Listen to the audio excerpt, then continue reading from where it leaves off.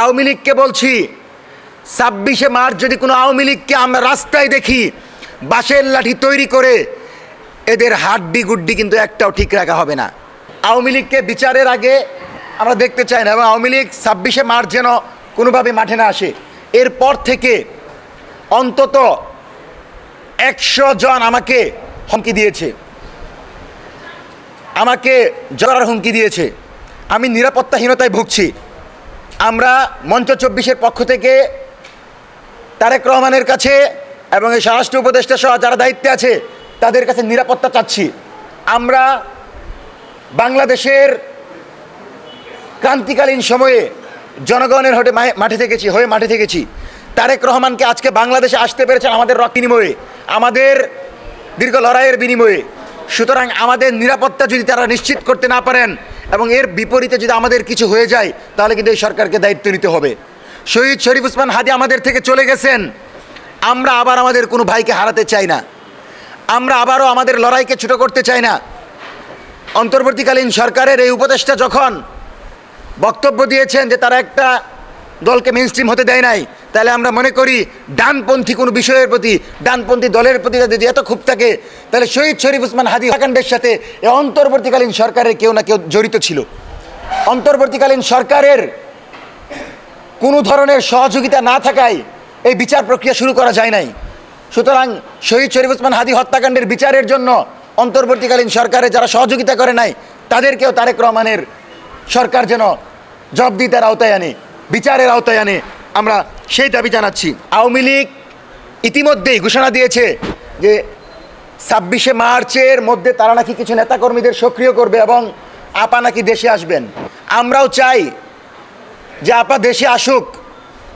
আমরাও চাই যে আপা দেশে আসার পর জনগণের আদালতের রায়ে জনগণের সামনে তাকে ফাঁসির দড়িতে ঝুলিয়ে ফ্যাসিবাদ কায়েম যারা করে, এদের পরিণতি বাংলাদেশের রাজনৈতিক দলগুলো দেখুক, তাদের পরিণতি দেখুক যে যারা বাংলাদেশে ফ্যাসিবাদতন্ত্র কায়েম করতে চায় তাদের কি পরিণতি হয়। আর আওয়ামী লীগকে বলছি, 26শে মার্চ যদি কোনো আওয়ামী লীগকে আমরা রাস্তায় দেখি বাঁশের লাঠি তৈরি করে, এদের হাড্ডি গুড্ডি কিন্তু একটাও ঠিক রাখা হবে না। যারা আমাদেরকে মব বলে, তারাই বাংলাদেশ ব্যাংকে মব করে গভর্নরকে সরিয়েছে। সুতরাং মব সুশীলতা দেখাইতে আসবেন না। আওয়ামী লীগের একটাকে যদি মাঠে পাই, বাঁশের লাঠি দিকে প্রতিহত করব। কিন্তু আমাদের রক্ত থাকতে, আমাদের একজন বিপ্লবী বেঁচে থাকতে বাংলাদেশে আওয়ামী লীগকে প্রাসঙ্গিক হইতে দিব না। সম্মানিত সাংবাদিক বন্ধুগণ, মঞ্চ 24 স্পষ্ট কিছু দাবি জানাচ্ছে এবং এই সরকার যেন অতি দ্রুত সময়ের ভিতর এই দাবিগুলো পূরণ করে, আমরা সে আহ্বান জানাচ্ছি। 1 নাম্বার, চাঁদাবাজি ও সকল সে কর্মকাণ্ডের বিরুদ্ধে সরকারকে জিরো টলারেন্স দিতে হবে। গ্রেফতারের 16 ঘন্টা পর জামিন দিয়ে নাটক করতে পারবেন না।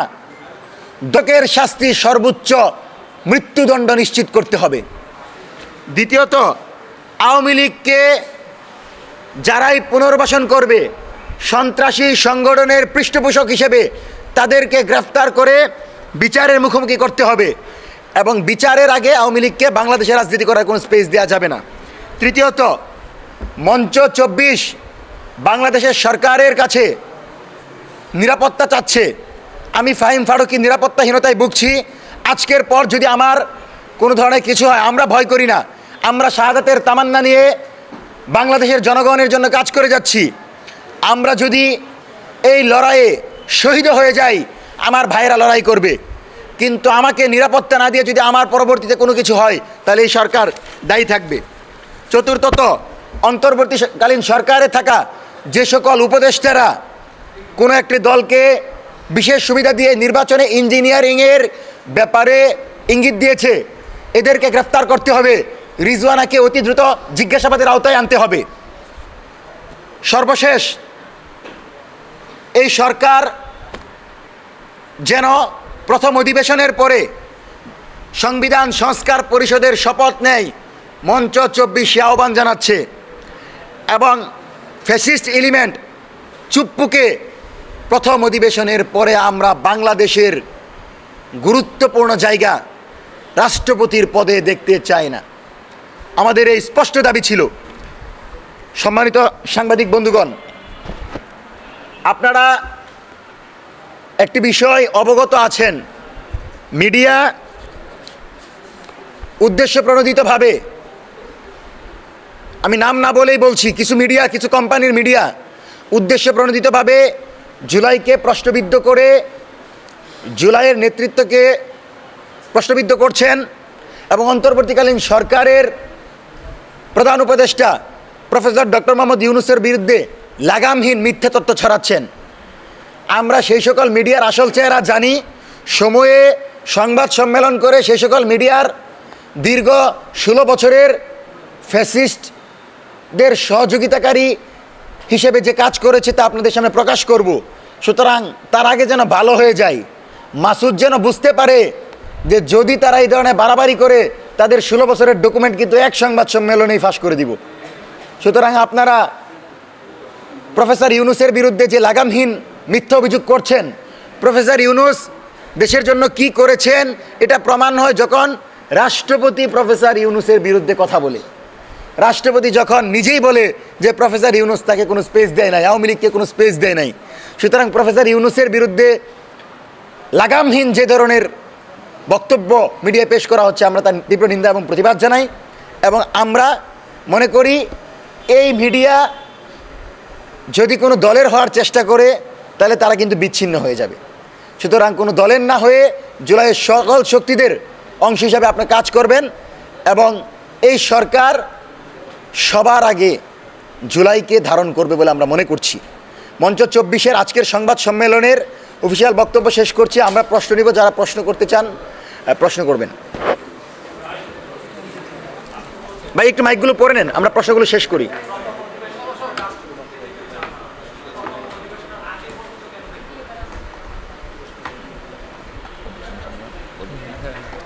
আচ্ছা, এখন রাষ্ট্রপতিকে সরানোর জন্য সংবিধানের একটি নিয়ম আছে এবং যে অভিশংসন করার মতো যদি আমরা পরিস্থিতি তৈরি না হয়, সংসদে না যাই, সংসদ নির্বাচিত প্রতিনিধিদের থেকে আমরা যদি সেই ধরনের বক্তব্য না পাই, অর্থাৎ অনাস্থা না পাই, অভিশংসন করার পদ্ধতিতে না যায়, তাহলে তাকে অপসারণ করা যাচ্ছে না সংবিধানের বাধ্যবাধকতার কারণে। সেজন্য আমরা অপেক্ষা করব প্রথম অধিবেশন পর্যন্ত এবং প্রথম অধিবেশনের পর তারেক রহমান অবশ্যই তাকে অপসারণ করবেন এবং আমরা মনে করি তারপর জুলাইয়ে তার কি ভূমিকা ছিল, সে বঙ্গভবনে বসে জুলাইয়ের ব্যাপারে কী ধরনের পদক্ষেপ নিয়েছিল তার আলোকে তাকেও বিচারের মুখোমুখি করা হবে। কোনো ফ্যাসিস্ট এলিমেন্টকে ছাড় দিয়ে আগামীর বাংলাদেশ আমরা বিনির্মাণ করব না। এবং আমরা বলেছি ফ্যাসিস্টদের সহযোগী যারাই হয়, জামাত ইফতার মাহফিলে আওয়ামী লীগের কিছু লোকদেরকে বসিয়েছে, আমি কিন্তু এটার স্পষ্ট প্রতিবাদ করেছি। বিএনপি বিভিন্ন জায়গায় পুনর্বাসন করছে, স্পষ্ট প্রতিবাদ করেছি। সুতরাং যারাই আওয়ামী লীগকে পুনর্বাসনের চেষ্টা করবে তাদের বিরুদ্ধে আমাদের সংগ্রাম থাকবে, তাদের বিরুদ্ধে আমাদের লড়াই থাকবে, কিন্তু ফ্যাসিবাদ বিরোধী কোনো শক্তিকে আমরা আমাদের থেকে দূরে সরিয়ে দিতে চাই না। বিএনপিও আমাদের, জামাতও আমাদের। আওয়ামী লীগের প্রশ্নে আমরা সবাই ঐক্যবদ্ধ থাকব এবং আমরা মনে করি ফ্যাসিস্ট এলিমেন্টদেরকে সরিয়ে দেওয়ার মধ্য দিয়েই বাংলাদেশকে আমরা নতুন যে গণতান্ত্রিক বাংলাদেশ পেয়েছি সেটাকে সচল রাখতে পারব।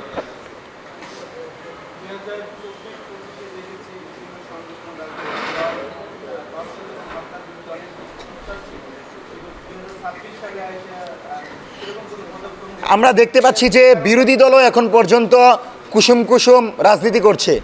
বিরোধী দল এখন পর্যন্ত জনগণের দাবিগুলো নিয়ে মাঠে নামতে পারছে না। আমরা বিরোধী দলকে বলবো 70 জন এমপি পেয়ে মনে করবেন না যে আপনারা পরবর্তীবার ক্ষমতায় আসছেন। দয়া করে জালেম হবেন না, জনগণের হয়ে জনগণের দাবিগুলো আদায়ে রাজপথে থাকেন।